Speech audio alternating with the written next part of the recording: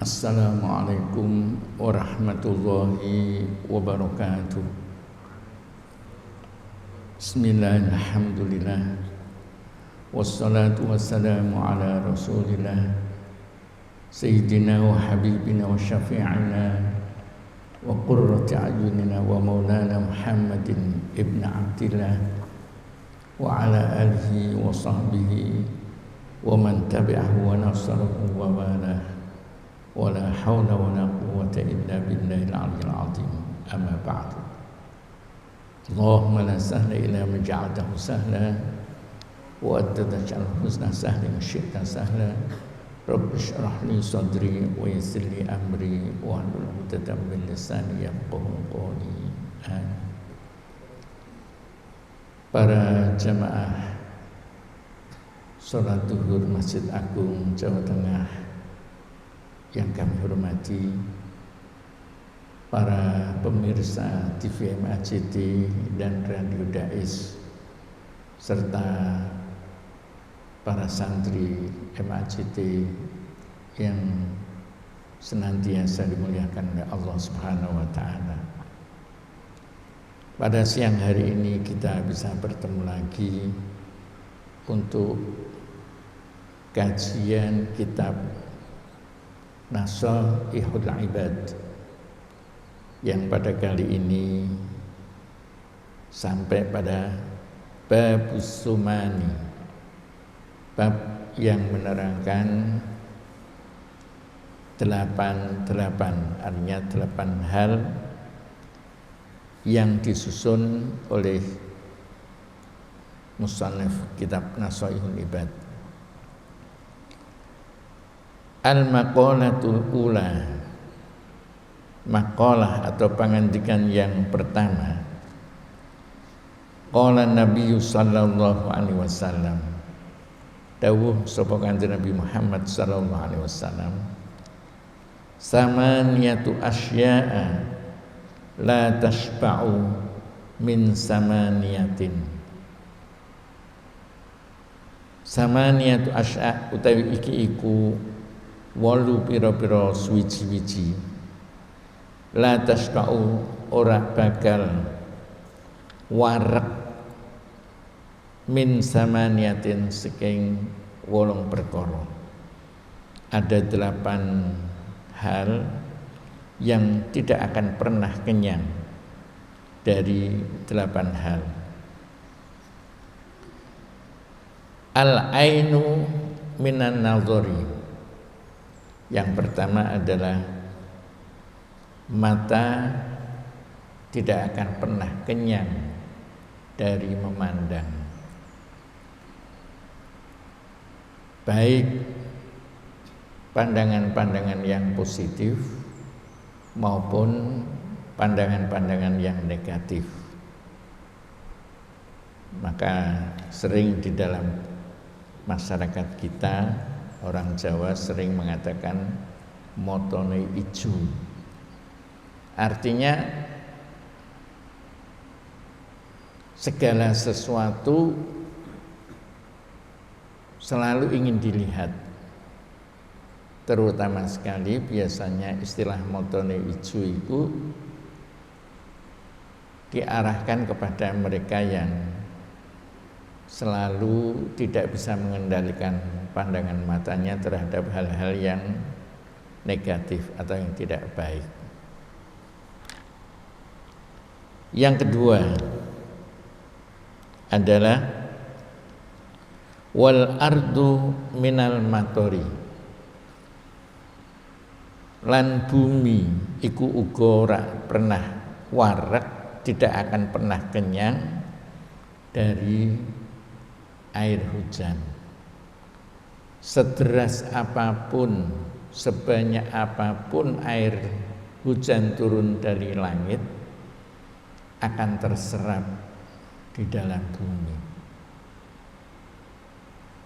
Ya, kalau kemudian ada pertanyaan, tapi kenapa sampai terjadi banjir? Banjir itu bukan semata-mata karena air atau bumi tidak bisa menampung air, enggak. Itu karena sering ulah manusia, tangan manusia itu yang menyebabkan timbulnya banjir. Sesuai dengan firman Allah Subhanahu wa taala, a'udzubillahi minasyaitonir rajim. Dhaharal fasadu fil barri wal bahri bima kasabat aydin nas. Tampak kerusakan di daratan dan di lautan disebabkan karena tangan-tangan manusia.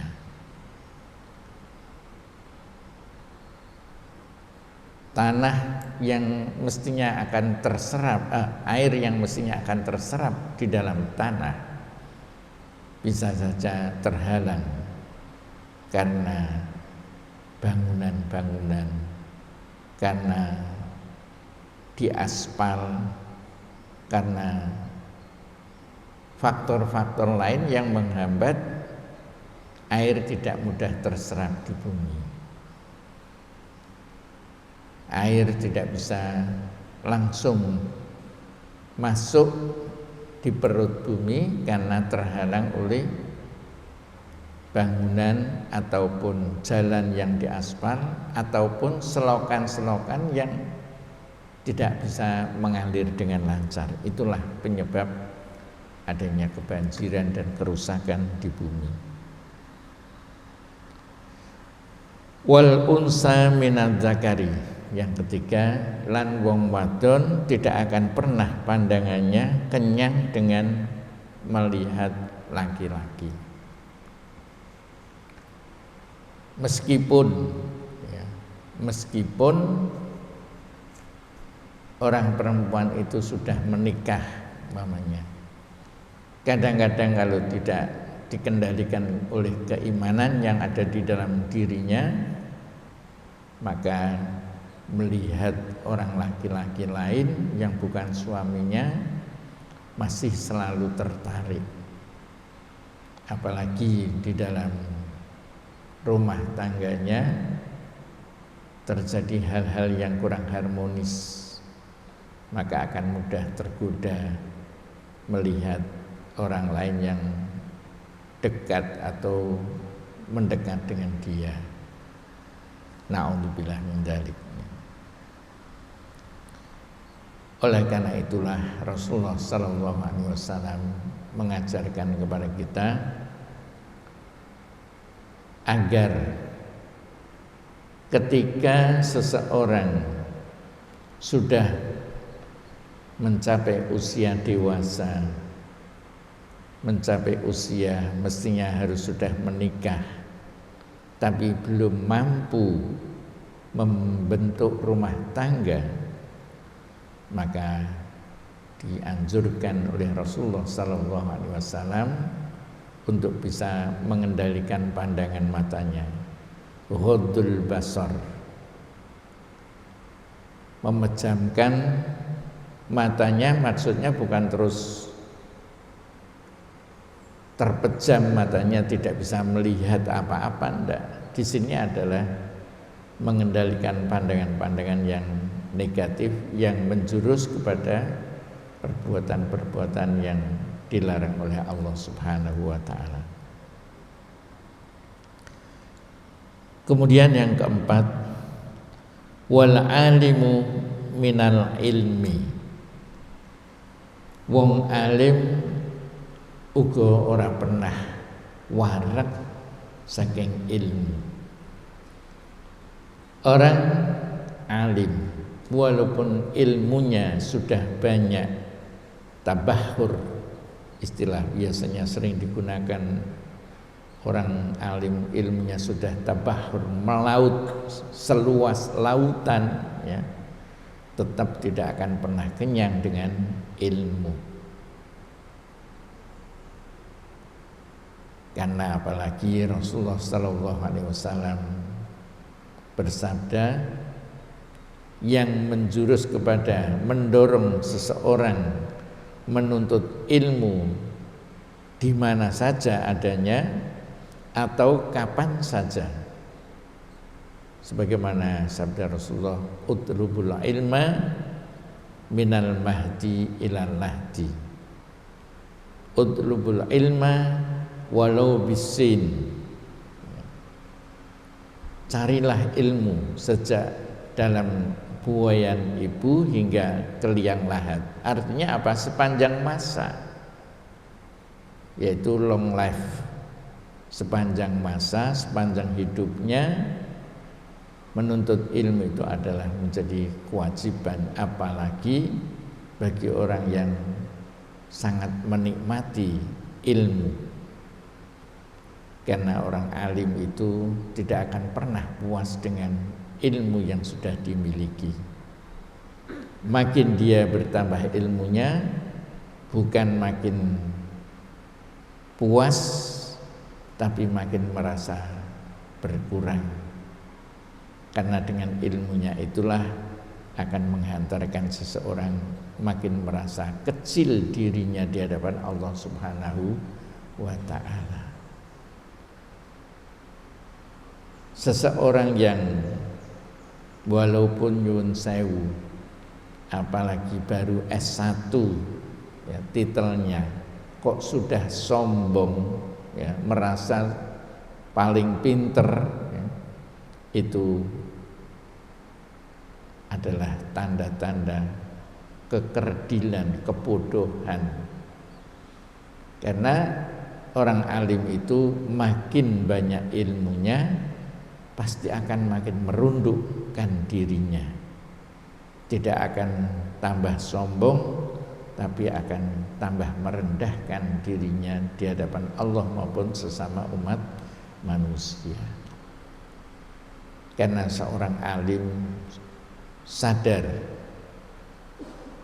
sebagaimana firman Allah Ta'ala, wa fawqa kulli dzi ilmin alim. Di atas orang alim masih ada yang maha alim. Orang paling alim di Semarang belum tentu paling alim se-Jawa Tengah. Orang paling alim se-Jawa Tengah belum tentu paling alim se-Indonesia.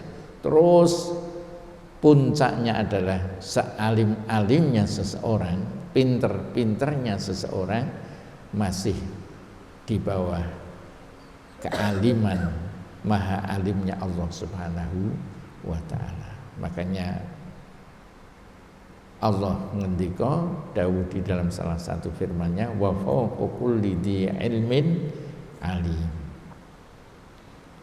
Kita di dalam proses belajar mengajar hendaknya jangan merasa puas dengan ilmu yang kita miliki, karena tidak akan pernah ada tepian ilmu seperti laut masih ada tepian pantainya. Makin kita kejar ilmu, akan makin terasa luas dan dalamnya ilmu itu. Maka sekali lagi, bagi orang alim tidak akan pernah kenyang dengan ilmu. Yang keenam, wasailu minal mas'alati. Orang yang suka meminta-minta tidak akan pernah puas dengan permintaan, walaupun ya,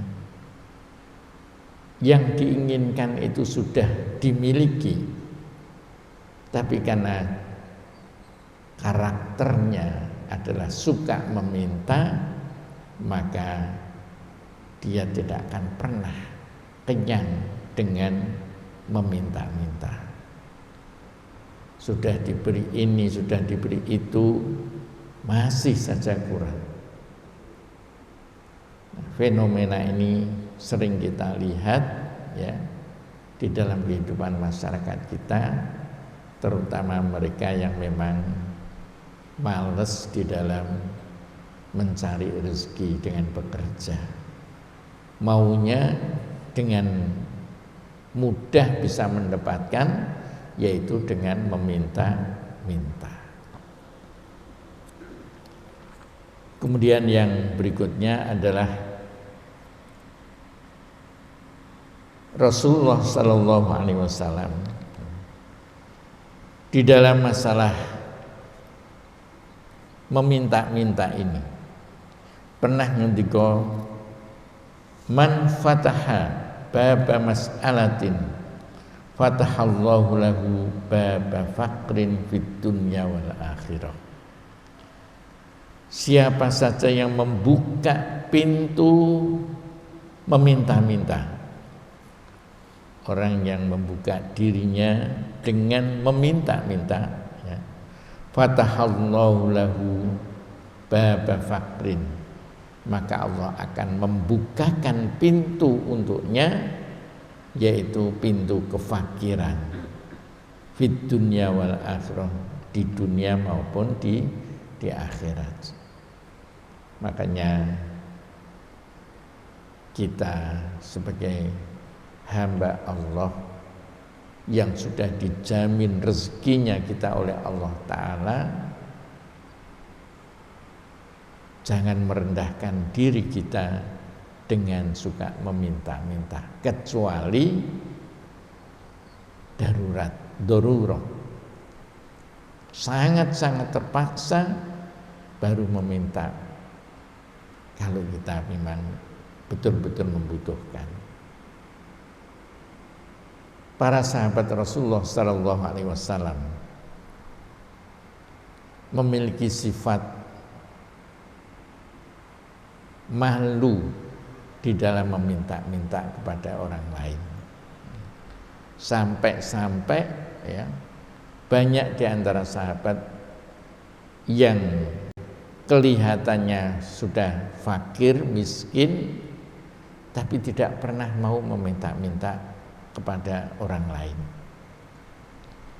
Mereka dikenal sebagai ashabus suffah, tinggalnya di emperan dalamnya Kanjeng Nabi Muhammad SAW, di luar rumahnya, kediaman Kanjeng Nabi, ada tempat yang tidak terlalu luas. Disitulah banyak orang-orang fakir yang karena tidak ada pekerjaan, karena memang bukan orang kaya, tidak punya rumah, dia dompleng tinggalnya di depan rumah Rasulullah Sallallahu Alaihi Wasallam.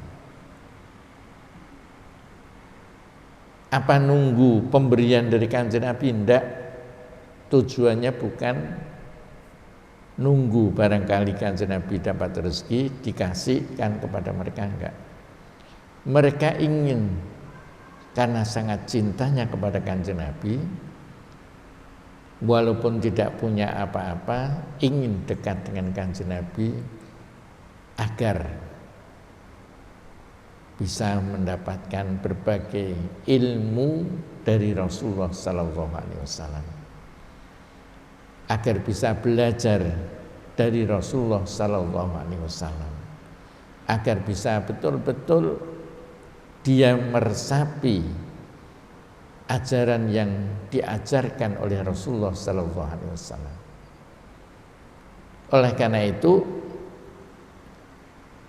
mereka tidak meminta-minta kepada Kanjeng Nabi, hanya saja Rasulullah sendiri apabila mendapatkan kelebihan rezeki karena ada orang memberi, dibagi-bagikan oleh mereka kepada mereka. Inilah affaf. Sikap affaf itu menjaga dirinya, kehormatan dirinya dari tidak meminta-minta kepada orang lain. Sampai diistilahkan di dalam Al-Quran, walau kanat bihim khossosah, sangat-sangat membutuhkan, tetapi tidak mau meminta-minta. Karena mereka tahu dengan meminta-minta sama dengan merendahkan dirinya,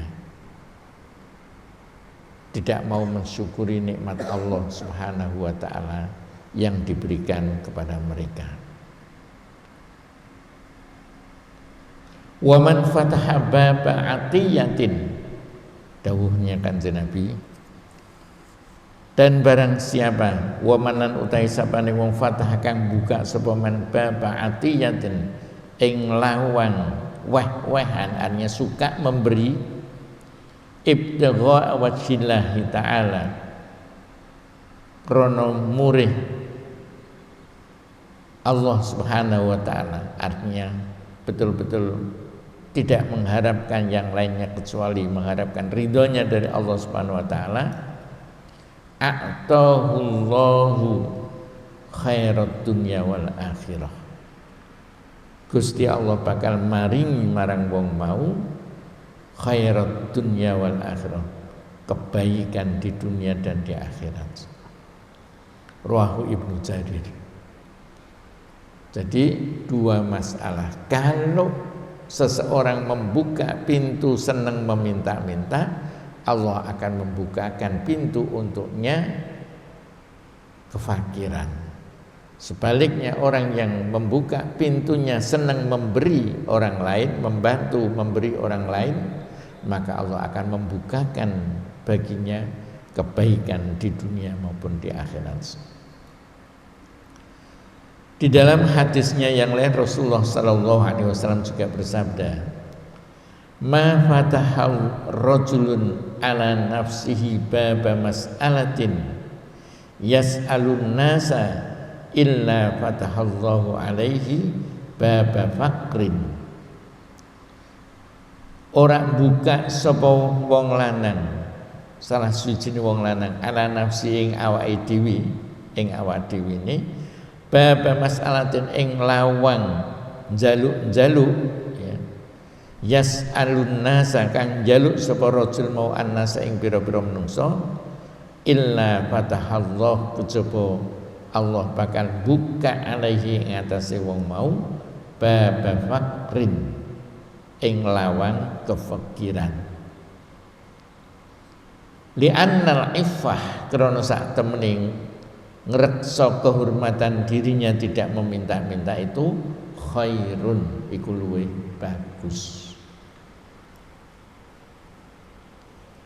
Orang yang sudah biasa meminta-minta akan mudah terjalar di dalam dirinya penyakit tamak.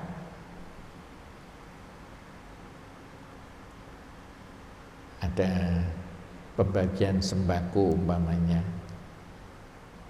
dia terlambat, marah-marah, lu aku kok ora entuk, mestine kudune aku entuk, ora entuk. Nah, marah-marah kesana kemari. Mestinya tidak harus marah-marah, wong dia sendiri yang datangnya terlambat. Itu karakter orang yang suka meminta-minta, selalu mudah menyalahkan orang lain.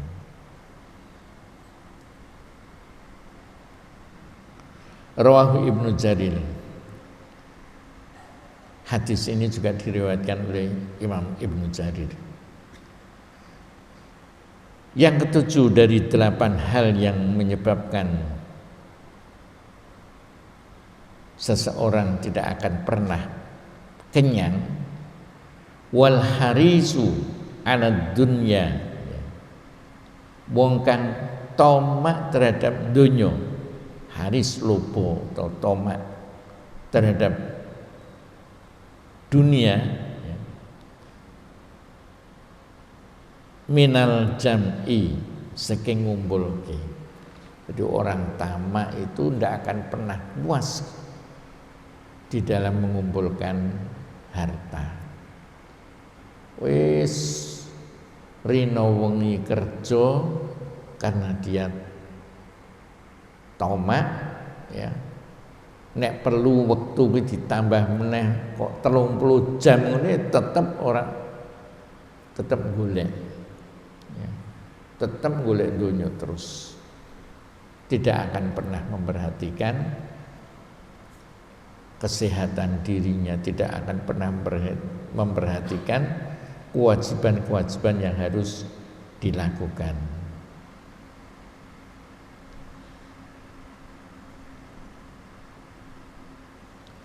Di dalam mengumpulkan harta, ya, di dalam kita bekerja atau mengumpulkan harta, itu ada 3 tingkatan. Yang pertama adalah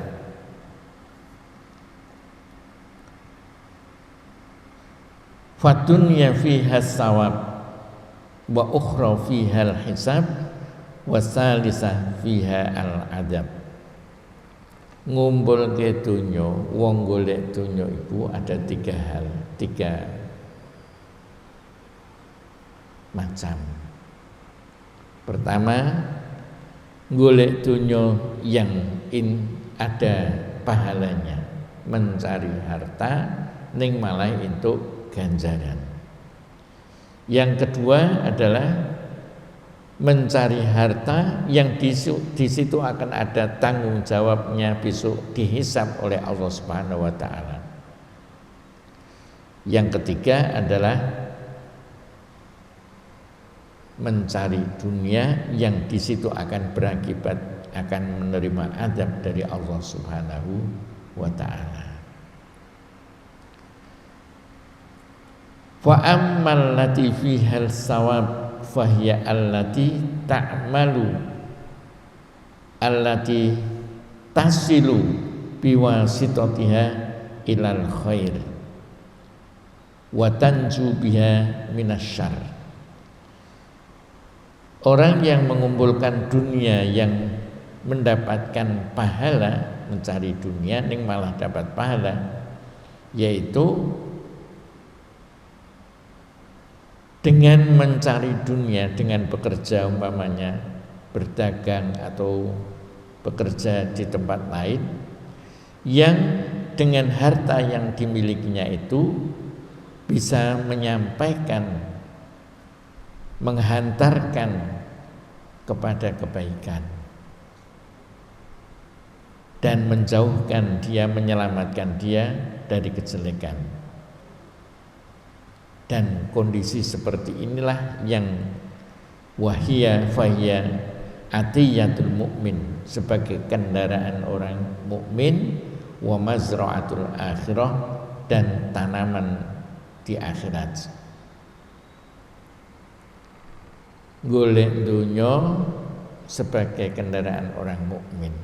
Artinya apa? Dengan mencari dunia bukan semata-mata untuk dikumpulkan, untuk bermewah-mewah, berfoya-foya, bersenang-senang, tidak, tetapi sebagai jalan untuk berbuat baik, mencari rezeki untuk bisa hidup dengan istrinya, untuk membiayai anak-anaknya sekolah, untuk menyumbang masjid, menyumbang fasilitas umum. Jadi hartanya digunakan sebagai sarana untuk kebaikan. Nah, orang yang seperti ini adalah wahiyya al-kafaf minal halal. Dia bisa menjaga dirinya, mencarinya secukupnya dari hal-hal yang halal. Jadi tidak asal kumpul harta banyak, enggak. Karena kalau asal mendapatkan, kadang-kadang tidak bisa membedakan mana yang halal, mana yang haram. Wis pokoke entuk mbuh carane piye, sing penting sugih. Nah, orang yang mukmin yang dianggap mencari harta atau bekerja tapi malah dapat pahala, orientasi yang ada di dalam dirinya adalah untuk agar bisa berbuat baik, membiayai sekolah anak-anaknya, membantu orang yang membutuhkan bantuan, bahkan kalau perlu niat kepingin bersedekah, niat kepingin supaya bisa ibadah haji dan sebagainya. Itulah bekerja yang bisa mendapatkan pahala. Adapun yang kedua, yaitu yang dengan bekerja tapi nanti akan dihisab, yaitu wahya allati taqta'u min ada'il ma'murati wa tuqi'u wahya allati la tashghulu bisababiha an ada'i ma'murin wala tartakibu fi talabiha amron mahduron. Dia bekerja, ya, dengan pekerjanya itu dia tetap dengan mengumpulkan harta itu dia tetap masih bisa menjaga, melakukan perintah-perintah Allah dan menjauhi atau tidak melakukan larangan-larangan yang dilarang oleh Allah Subhanahu wa taala. Wis pokoknya aku kerja temenanan, ya. Sing penting aku orang nglakoni dosa. Nah, tetap walaupun seperti itu, ya, artinya tidak sekedar cukup tapi ingin mencari kelebihan, itu semuanya walaupun dia tidak melakukan larangan-larangan dari Allah Ta'ala, melanggar larangan-larangan, kerjanya yang seperti itu hasilnya akan dihisab nanti, akan dimintai pertanggungjawabannya oleh Allah Subhanahu wa Ta'ala. Tidak mesti, ya, tidak mesti yang dilakukannya itu betul-betul mendapatkan pahala, karena yang dicari lebih dari cukup.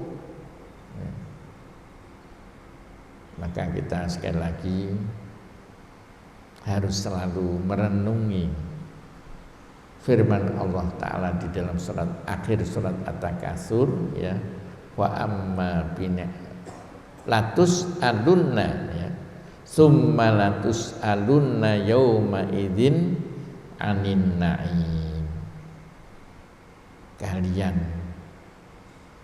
pasti akan dimintai pertanggungjawabannya, akan ditanyakan oleh Allah Ta'ala tentang kenikmatan yang diberikan Allah kepada kalian. Rumah yang mestinya cukup satu, kenapa harus dua? Mobil mestinya cukup satu, kenapa harus empat? Ya. Makan mestinya cukup satu piring, kenapa harus lebih? Bahkan kalau makan tidak cukup dari masakan istrinya, mesti harus jajan di rumah makan ini, rumah makan itu, dan sebagainya. Itulah yang akan harta yang diperolehnya akan dimintai pertanggungjawaban oleh Allah Subhanahu wa Ta'ala atau dihisab. Yang ketiga adalah harta yang didapatkan dengan cara-cara melakukan perbuatan-perbuatan yang dilarang oleh Allah Subhanahu wa Ta'ala. Dengan cara menipu, dengan cara korupsi, dengan cara-cara yang tidak diperkenankan oleh agama. Mengumpulkan harta yang seperti itulah yang pasti nanti akan mendapatkan azab dari Allah Subhanahu wa Ta'ala. Kemudian yang terakhir, yang ke-7, ya, bukan yang terakhir karena ini babnya bab 8, wal bahru minal ma'i lan lautan ora bakal wareg saking banyu. Hujan seberapapun, sungai dari daratan seberapapun mengalir di laut tetap bisa tertampung, tidak akan bludak. Itu. Nah, terus kalau ada istilah rob itu bagaimana? Air laut sampai bludak ke daratan, bukan karena lautnya tidak bisa menampung, ya. Karena kondisi daratannya itu memang sudah erosi, ya. Daratan itu setiap saat lebih rendah, turun sedikit demi sedikit, sehingga kondisi lautan kadang-kadang lebih tinggi dari daratan. Yang ketujuh, laut tidak akan pernah kenyang dari air. Kemudian yang terakhir, wan naru, ya. Yang terakhir adalah wan naru minal hatobi, dan api juga tidak akan pernah kenyang dengan kayu bakar. Walaupun apinya kecil, kalau masih ada kayu bakar pasti akan dimakan, akan dilahap, ya. Maka dari 8 fenomena ini, ya,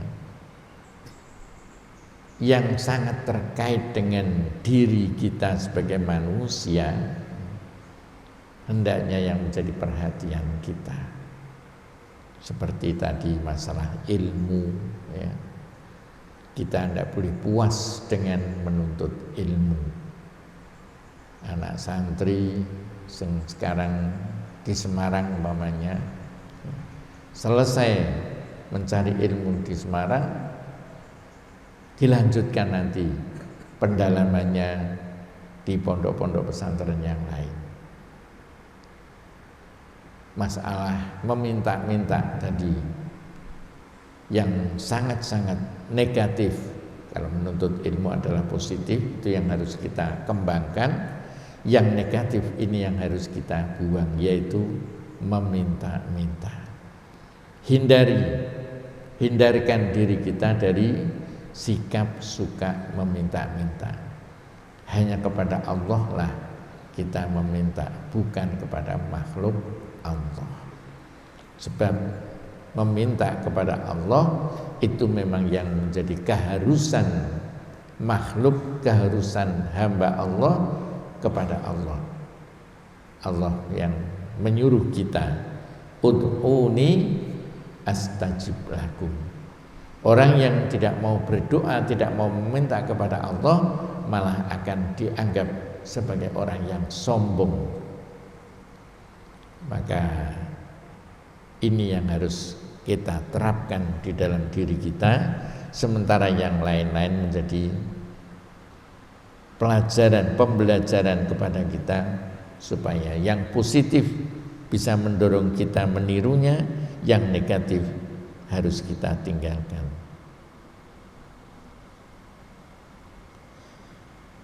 Wal maqalatus saniyatu, pangandikan kang nomor loro dari bab Sumani, yaitu yang berkaitan dengan 88 tadi. Yang kedua, qala Abu Bakrin Siddiq radhiyallahu anhu, matur sapa sahabat Abu Bakar As-Siddiq radhiyallahu anhu, samaniyatu asya'a hunna, atau samaniyatu asya'a zinatun li samaniyati asya'in. Ada 8 hal yang bisa menjadi penghias zina, pepaes atau penghias bagi 8 hal yang lainnya. Yang pertama al-afaf. Apa afaf itu? Al-imtina anil masalah. Orang yang mencegah dirinya dari meminta-minta, itu afaf ya. Zinatul fakri iku dadi pepaese kefakiran. Walaupun dia fakir, tapi kalau tidak suka meminta-minta, maka menjadi orang fakir yang terhormat ya. Meskipun dia tidak menolak pemberian orang lain, tapi prinsipnya tidak suka meminta-minta. Maka yang jelek, yang disifati sangat jelek oleh Allah Ta'ala, yas'alunan nasa ilhafa ya. Meminta-minta manusia, bahkan kadang-kadang dengan memaksa. Sementara orang fakir yang tidak menolak, menjaga dirinya, kehormatan dirinya, tidak meminta-minta, itu menjadi penghias kepribadiannya yang baik. Wasyukru zinatun ni'mah. Lan kesyukuran itu, bersyukur marang Allah Subhanahu wa taala, itu sebagai pepaesing nikmat. Berterima kasih kepada orang lain juga sebagai penghias dari nikmat yang diberikan kepada kita. Orang yang selalu bersyukur ya, akan selalu mendapatkan penghormatan dari Allah Ta'ala dengan diberi tambahan nikmat. Sementara orang yang bersyukur kepada orang yang memberi nikmat kepada kita, itu juga akan menambah senangnya orang yang memberi ya. Maka orang yang seperti itu akan menjadi indah dipandang ketika diberi oleh orang yang memberi. La in syakartum la azidannakum. Atau ya, Allah Subhanahu wa taala ya, atau Rasulullah sallallahu alaihi wasallam sendiri juga bersabda, man lam yashkurin nas lam yashkurillah. Sebagai ekspresi orang kalau diberi oleh orang lain berterima kasih, bersyukur, maka itu juga berarti sudah bersyukur kepada Allah Subhanahu wa ta'ala. Jadi kita sebagai hamba Allah tidak boleh merasa wah kurang njaluk dikai yo karepmu dhewe, kowe sing ngeki-ngeki dhewe, ndak boleh ya. Siapapun yang memberi, apakah itu orang ataupun Allah Ta'ala, kita harus bersyukur, berterima kasih. Maka berterima kasih itulah sebagai penghias diri kita terhadap orang yang memberi, akan menjadi senang.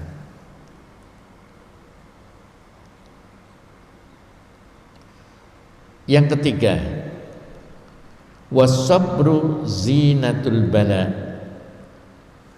Kesabaran itu sebagai penghias adanya musibah. Orang yang melihat orang yang kena musibah, kok dia menerimanya dengan penuh kesabaran ya, akan merasa senang. Bahkan bisa jadi malah merasa iba, wong kok iso sabar ngono. Tapi nek gek kena masalah sithik wis angger wong diceritani, angger ketemu wong diceritani, dikandani, ini menyebalkan, membuat orang lain sebel. Seakan-akan tidak ada syukur kepada Allah Subhanahu wa ta'ala. sebesar-besarnya musibah yang menimpa kita itu masih kecil akibatnya dibandingkan nikmat Allah yang diberikan kepada kita. Makanya orang-orang tua kita dulu mengajari diri kita dengan ungkapan untung alhamdulillah mung ketabrak, ya, umpamanya ketabrak kecelakaan, ketabrak isih mengatakan untung sikile tok sing ditabrak lho. Untung kok mung keserempet padahal kena musibah. Masih dikatakan untung. Sampai umpamanya kebakaran rumah, untung mung dapur tok ora sampai merembet. Itu ajaran yang disampaikan orang-orang tua kita kepada kita. Dalam rangka apa?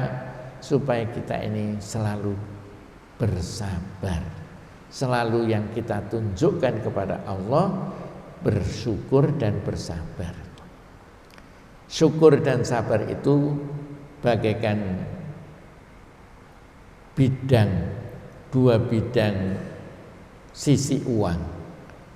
Jadi tidak bisa dipisah. Orang bersyukur dan bersabar itu harus bareng-bareng.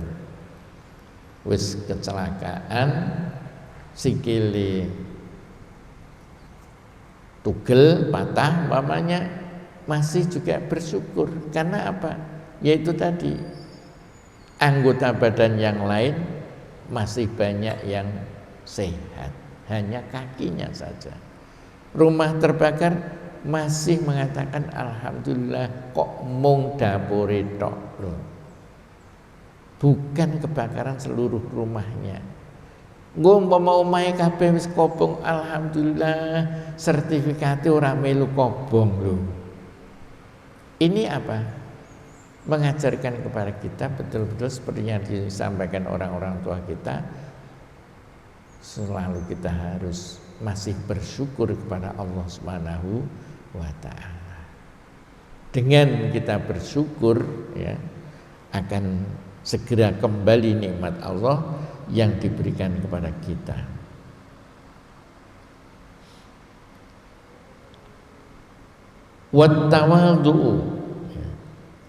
Wattawadhu'u zinatul hasabi. Sikap tawadhu, andap asor iku zinatul hasabi, menjadi pepaisi, menjadi penghias bagi orang yang punya keturunan terhormat. Walaupun anaknya orang kaya umpamanya, tapi dia tawadhu, berhadapan dengan siapapun, orang tua, orang kaya, orang siapa saja, dia tetap menunjukkan ketawadhuan. Ini membuat indahnya sikap orang tadi, walaupun dia punya keturunan keluarga yang terhormat.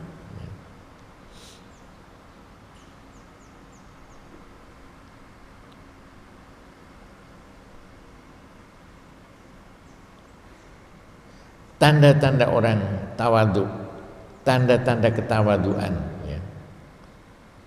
Famin amarati tawadhu, monggo iku setengah saking pira-pira tanda-tandane tawadhu, yaitu hubbul humuli wa qabulul haqqi mimman jaa bihi min syarifin aw wadiin. Ciri-ciri orang yang tawadhu itu adalah senang di dalam kesederhanaan, tidak popularitas ya, senang dengan kesederhanaan. Pakaian juga tidak terlalu mewah ya. Kendaraan, kalau umpamanya punya kendaraan tidak terus yang megah-megah, yang mahal-mahal, enggak. Hubbul humul itu tidak populer, tidak nyolok nek di sawang bong itu. Dan juga mau menerima kebenaran dari siapa saja datangnya, walaupun itu dari orang terhormat atau orang yang ibaratnya dari profesor, ya kalau itu benar diterima, dari profesor maupun dari lulusan SD tetap diterima. Itulah yang akan menjadi penghias dirinya jika seseorang bertawadhu. Kemudian yang ketujuh, wal hilmu zinatul ilmi. Hilm itu biasanya di pondok kadang-kadang diartikan aris atau sabar atau selalu tidak puas dengan kebenaran, sangat memiliki pengertian yang sangat dalam di dalam masalah ilmu. Mungkin kalau kita orang biasa, bukan orang hilm fil ilmi, ya, kita diberitahu tentang sebuah statement, umpamanya makanan ini enak, umpamanya statement makanan ini enak, kita tidak hanya tidak menyimpulkan oh makanan ini enak, bukan, tapi bukan orang yang hilm, ya, yang selalu mencari kedalaman dari pengertian, kok bisa enak, apa ya, dibuat dari apa, kemudian ramuannya apa, kemudian cara masaknya bagaimana. Itu sifat hilm itu menjadi, ya, penghias dari ilmu. Ilmu itu akan terasa sangat indah kalau kita memiliki sifat hilm tadi.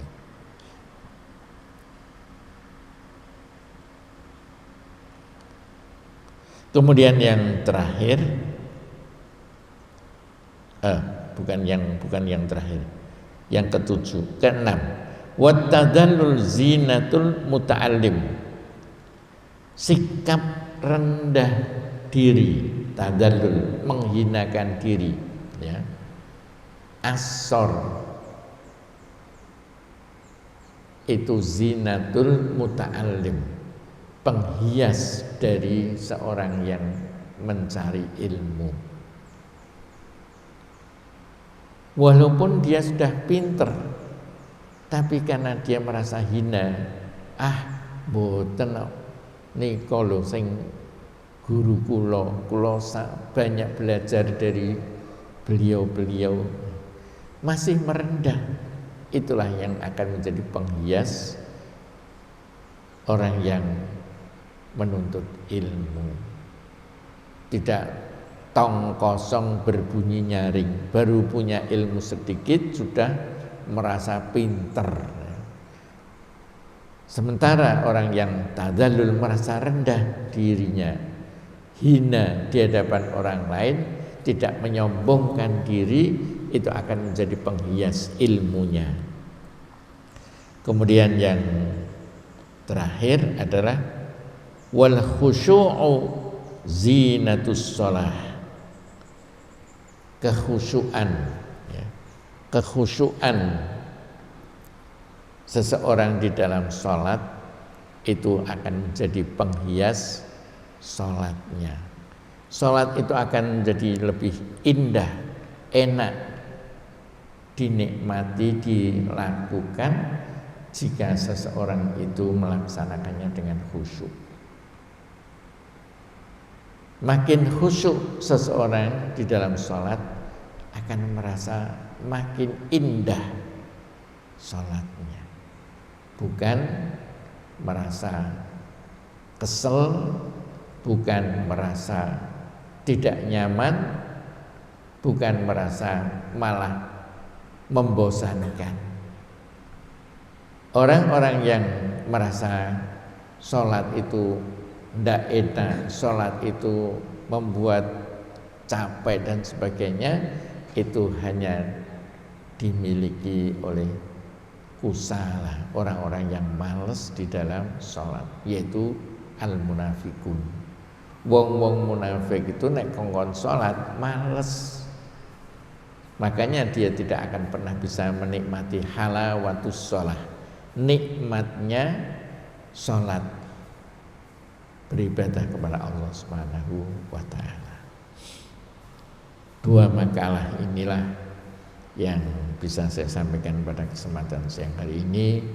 Mudah-mudahan apa yang pertama dingendikake Kanjeng Nabi Muhammad sallallahu alaihi wasallam, yang kedua disampaikan oleh sahabat Abu Bakar As-Siddiq radhiyallahu anhu, bisa menghantarkan kita untuk menjadi orang-orang yang mulia di hadapan Allah maupun di hadapan sesama manusia. Allahumma amin.